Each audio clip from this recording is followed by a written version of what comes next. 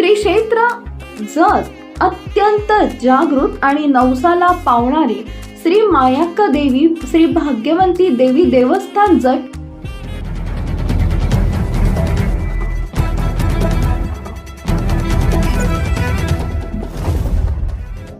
जत येथील घटना. जत येथील पत्रकार नगरातील प्रकाश नागराळे वय 30 वर्षे याने आपल्या राहत्या घरी दोरीने गळफास लावून आत्महत्या केली.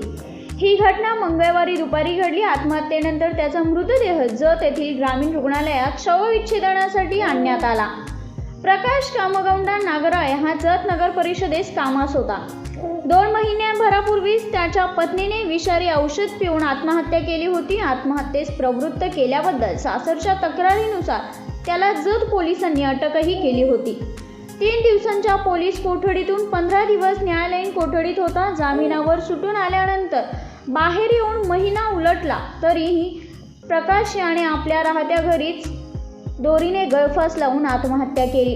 रात्री उशिरा या घटनेची नोंद जत पोलीस ठाण्यात झालेली आहे. पत्नीच्या आत्महत्येनंतर प्रकाश यानेही आपली जीवनयात्रा संपवली आणि यामुळे संपूर्ण परिसरातून सध्या हळहळ व्यक्त करण्यात येत आहे.